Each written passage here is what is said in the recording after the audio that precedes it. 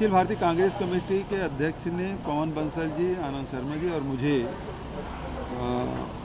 पूर्व मुख्यमंत्री वीरभद्र सिंह जी के अंत्येष्टि में शामिल होने का निर्देश दिया है।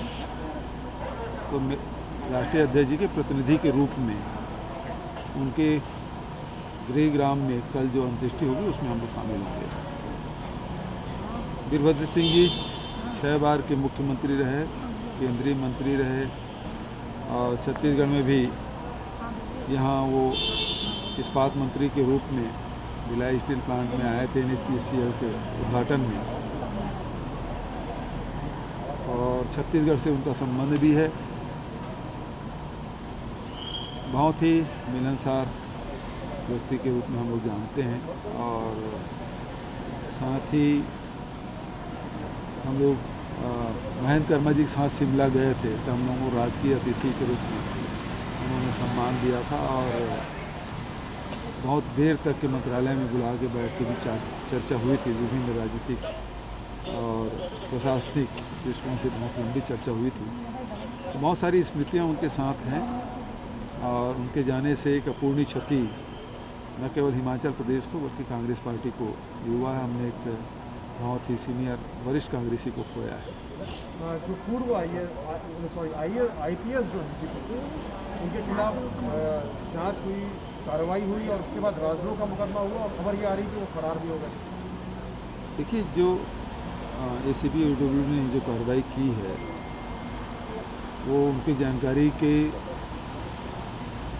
अनुसार ही उन्होंने किया और उसके बाद जो उनके पास जो दस्तावेज पाए गए और जिन कार्यों में संलिप्त रहे उसके अनुसार ही उन पे धाराएं लगी।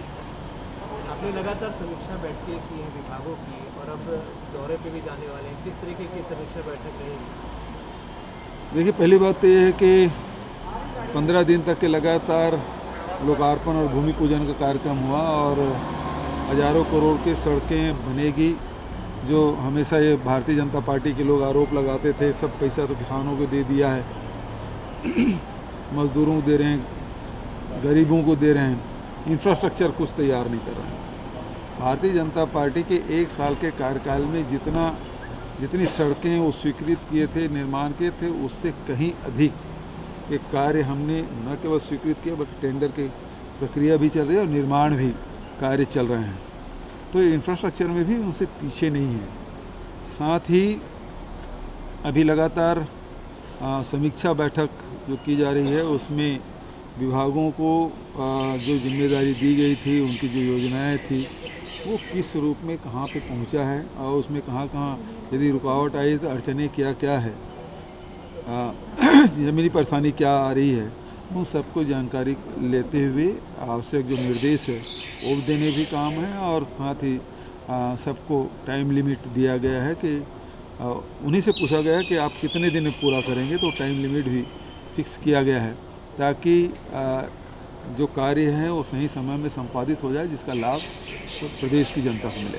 सर, विभागवार समीक्षा करनी है, रिपोर्ट भी आप मिल रही है, मंत्रियों के कामकाज से संतुष्ट हैं क्या सर आप? सभी समीक्षा में मंत्री लोग रहते हैं, कोई दिक्कत नहीं। सर, केंद्र सरकार ने कल कहा है कि 1 लाख करोड़ जो है किसानों को मंडी के माध्यम से पहुंचाया जाएगा, उनके फैसले को किस तरह, और 30,000 करोड़ कोरोना में भी पहले कितना दिया था? 2 लाख करोड़ दिया, 20 लाख करोड़ दिया था, उसका तो अभी तक की ज़मीन पता नहीं चला। अब ये जो दे रहे हैं वो कब पता चलेगा? वो जब इसको पता नहीं चला तो इसका क्या पता चलेगा? और किसानों के हित में है तो 7 महीने हो गए किसान धरने पे बैठे हैं, उनसे बात तक नहीं कर रहे हैं। जो काले कानून 3 हैं उसे वापस करने की बात हुई थी। 2 कानून तो सीधा किसानों से जुड़ा हुआ, तीसरा कानून है सीधा उपभोक्ता से जुड़ा हुआ। और उपभोक्ता से जुड़ा हुआ मैं पहले भी कहता था कि ये जो एसेंशियल कमोडिटी एक्ट हटाए हैं उसका नुकसान सीधा उपभोक्ताओं को होगा। और आज आप देख लीजिए सारे खाद्य पदार्थों की कीमतें आसमान छू रही है, चाहे दाल की बात हो चाहे तेल की बात हो।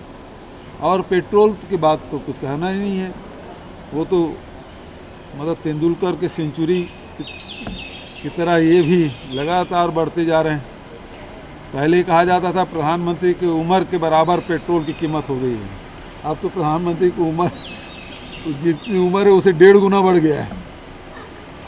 सर जम्मू कश्मीर में सर हालात अभी भी सामान्य नहीं है। पिछले कुछ दिनों से आतंकी घटनाएं बढ़ी हैं। कुछ दिन पहले ही प्रधानमंत्री मिले थे वहाँ के नेताओं से, उसके बाद भी स्थिति सामान्य नजर नहीं आ रही। क्या कहेंगे कि 370 का असर तो कुछ दिखाई नहीं दे रहा? देखिए, जम्मू कश्मीर के मामले में भारतीय जनता पार्टी ने अपने घोषणा पत्र में कहा था 370 हटाएंगे, हटा दिए, लेकिन मुख्य रूप से बात ये है कि राज्य का जो उनका सम्मान था उसको उन्होंने ख़त्म कर दिया। इंदिरा जी थी तो बांग्लादेश और पाकिस्तान के 2 टुकड़े कर दिए थे। अभी तक के देखने में आया, अटल जी 3 राज्य बढ़ाए, नेहरू जी के समय प्रदेशों का गठन हुआ, इंदिरा जी के समय भी हुआ, अटल जी के समय भी हुआ, अनेक राज्य बने, लेकिन ये पहले प्रधानमंत्री है जिसमें राज्यों की संख्या घटी, ये पहली बार। तो राज्य को यदि आप समाप्त कर रहे हैं तो कम से कम वहाँ की जनता से पूछ लीजिए कि राज्य आप सहमत हैं कि नहीं हैं। कोई प्रस्ताव नहीं और आपने सीधा उसको ख़त्म कर दिया। और पुलवामा की घटना आज भी लोगों के जहन में ताज़ा है कि उसके जो अपराधी 40 किलो RDX वहाँ पहुँचा कैसे, ये सवाल आज भी जिंदा है। सर एक सवाल था कि मानस मंडली को हम पुरस्कार देने जा रहे हैं, लेकिन बीजेपी सवाल उठा रही है इस पर। बीजेपी का कहना है कि कांग्रेस जो है राम के मुद्दे को पकड़ रही है और कहीं ना कहीं उनके दिल में राम नहीं है। ये तो 85 के बाद राम जन्मभूमि का मुद्दा उठाया, उसके पहले ये तो राम को जानते नहीं थे।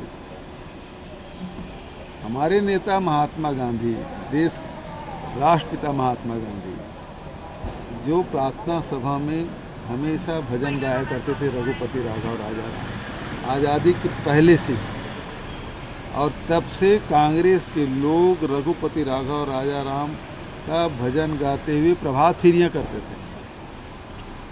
तो राम हमारे हैं, हैं और रहेंगे। भारतीय जनता पार्टी तो केवल राजनीतिक नफ़ा नुकसान के हिसाब से वो लोग करते हैं। और रामायण गांव-गांव में सैकड़ों साल से गाया जा रहा है। हमारी प्राचीन परंपरा है छत्तीसगढ़ की। आप बिलासपुर संभाग में जाएंगे तो नौधा रामायण होता है। आप रायपुर दुर्ग संभाग में बात करेंगे, बस्तर संभाग में बात करेंगे तो वहाँ मानस गान प्रतियोगिता होता है, रामायणों का आयोजन होता है। यदि किसी के यहाँ कोई नवजात शिशु का जन्म होता है तो छठी में रामायण का आयोजन होता है। ये हमारी संस्कृति में है। हम अपने संस्कृति को बढ़ाने के लिए कोई काम कर रहे हैं तो भारतीय जनता पार्टी को क्यों दर्द हो रहा है? उन्होंने संस्कृति के लिए कुछ किया नहीं, हमारी परंपराओं के लिए कुछ किया नहीं, हमारी अपनी जो पहचान है सांस्कृतिक पहचान उसके लिए कुछ किया नहीं। अब आज यदि कोई काम हो रहा है तो इनको तकलीफें हो रही है।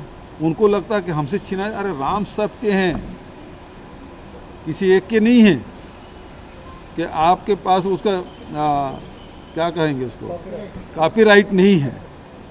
राम सबके हैं, सर्वव्यापी हैं। और राम को अलग रूप में हम लोग देखते हैं, साकार रूप में भी देखते हैं, निराकार रूप में भी देखते हैं। तो सब रूपों में राम के अस्तित्व को माना गया है।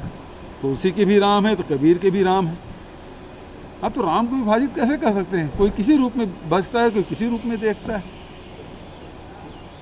एक नया रायपुर को लेकर था, नया रायपुर में आपकी सोच थी कि जल्दी बच जाए, इसलिए मुख्यमंत्री निवास और बाकी सब काम नहीं शुरू हुए, उसको बंद कराया गया था कि आप कोरोना फैलाने को ये माना जाए कि शुरू होगा फिर से। देखिए, अब उसकी समीक्षा कर लेंगे और आर्थिक स्थिति भी लगातार हम लोग समीक्षा कर रहे हैं, कोरोना की स्थिति हम लोग देख रहे हैं। उसके बाद जो सबके विचार होंगे उसी हिसाब से निर्णय होगा। जिलों का दौरा, हाँ जी, जिलों का दौरा, थोड़ा सा मौसम भी देख लेते हैं, समीक्षा भी समाप्त हो जाए, क्योंकि अभी जाएंगे तो हाँ विधानसभा के बाद ही होगा और अभी रोपाई हो जाए उसके बाद दौरा करेंगे, क्योंकि अभी सब किसान हो, मजदूर हो, सब खेत में रहेंगे।